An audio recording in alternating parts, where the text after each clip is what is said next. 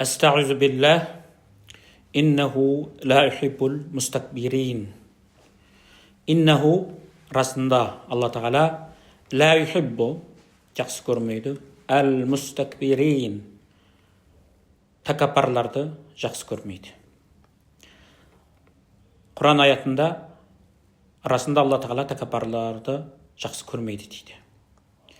Және де бір аятта وَلَا تَمْشِي فِي الْأَرْضِ مَرَوْحًا وَلَا تَمْشِي жүрме дейді, фил арди жер бетінде, мараха жер бетінде менменсіп жүрме. Иннәка лән тахриқал арда, иннәка лән тахриқал ард.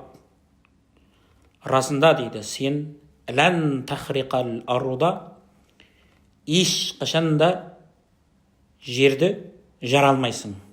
Лән тахриқал арда, расында сен еш қашанда жерді жаралмайсың.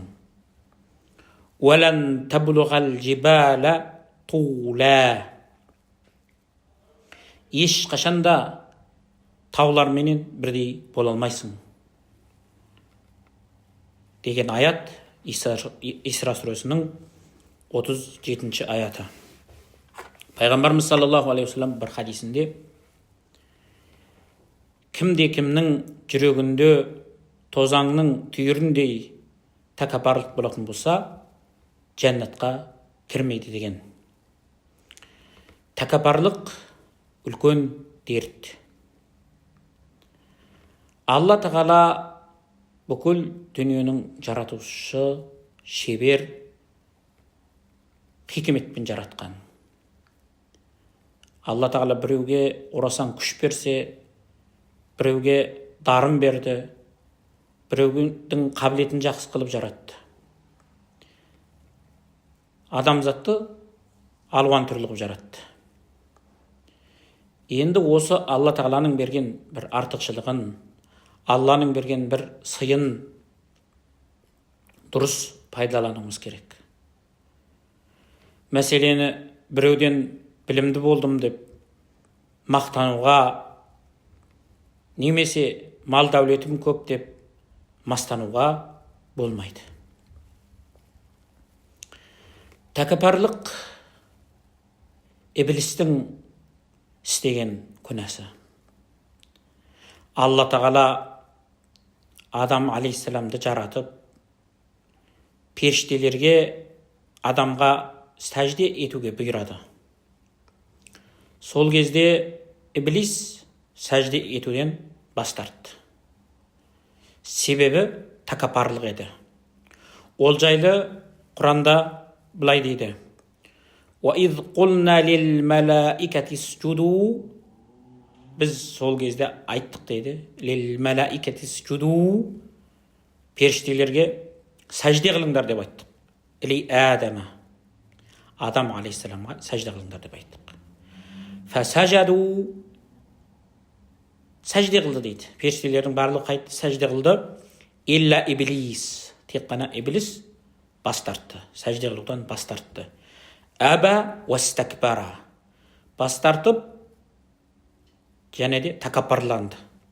Уакана минал кафирин, қарсы келушілерден болды дейді. Алла Тағаланың әміріне иблис қайтты, қарсы келді.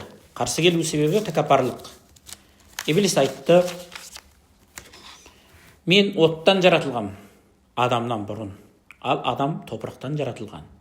Мен одан үстеммін, мен одан жоғармын деді. Негізі жоғарылық, үстемдік, ұлылық ол Аллаға ғана тән. Сондықтан да Алла Тағала өзінен басқа жаратылыстың тәкаппар болуын, өзіне тән сипатқа ие болғысы келуін жақсы көрмейді. Тәкаппар адам қоғамда сүйкімсіз болады. Адамдар жақтырмайды. Несіне менменсіп жүреді, несіне кісі болып жүреді. Осыдан басқа адам жоқ па екен деген сияқты сөгістерді айтып жатады. Тәкаппарлық жүректі қарайтатын іс. Тәкаппар адам кішіпейілділіктен аулақ болады. Пайғамбарымыз саллаллаху алейхи уассаламның көркем мінезінен, Құранда көрсетілген көркем мінездерден ада болады. Тәкаппар адам өзінен басқаны көрмейді. Ақиқатқа қарсы болады. Тәкаппарлықтың емделу жолы кішіпейіл болу. Пайғамбарымыз саллаллаху алейхи уассалам кішіпейіл болған. Бұған бір мысал келтіретін болсақ, 636 милади жылында мұсылмандар Құдыс қаласын алатын болады. Құдыс қаласының сол кездегі Византия тарапынан қойылған басшылары: біз Құдысты тапсырып береміз, бірақ халифа Омар келіп бізден келісім шартпенен алсын дейді. Халифа Омардың, Алла тағала ол кісіге разы болсын, әділдігін, тақуалығын олар білетін еді. Сонымен халифа Омар Мединеден шығып Құдысқа келеді. Жолда өзінің қызметшісі екеуі бір түйеге кезектеп мініп келеді. Дәл Құдысқа келетін кезде, қақпаға жақындаған кезде, қызметшісінің кезегі келгендіктен халифа Омар қызметшісін түйеге отырғызып, өзі түйенің бұйдасынан ұстап, қақпадағы алтынан қарсы алған Әбу Убайда ибн Жаррах сияқты мұсылман әмірлері менен сол кездегі Құдыстың билеушілеріне кездеседі. Сол кезде Құдыстың билеушілері халифа Омардың әділеттілігіне, қарапайымдылығына, кішіпейілдігіне таң қалады. Кейбіреулері ислам дінін қабылдайды. Көріп отырғанымыздай, исламның ақылағы, исламның тәрбиесі осындай. Бұндай мысал пайғамбарымыз саллаллаху алейхи уассаламның өмірінде де өте көп ұшырасады. Бір ғазауатта пайғамбарымыз саллаллаху алейхи уассалам екі сахабамен үшеуінің ортасында бір есек болады. Бір есекті үшеуі кезектеп мінген еді. Міне, Хазіреті пайғамбардан саллаллаху алейхи уассалам өнеге алған Хазіреті Омарлар, Хазіреті Абу Бәкірлер, ертедегі өткен ізгілер осындай мәдениеттің жоғарғы шыңында болды, кішіпейілділіктің кереметтігін дүниеге паш еткен еді. Біз дінімізді жақсы ұстанатын болсақ, Құрандағы аяттарға, Алла тағаланың әміріне, пайғамбарымыз саллаллаху алейхи уассаламның сара жолына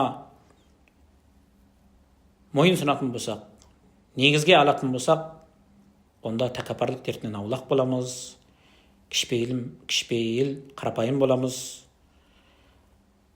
басқаға үлгі боламыз. Алла тағала бізді тәкаппарлықтан сақтасын.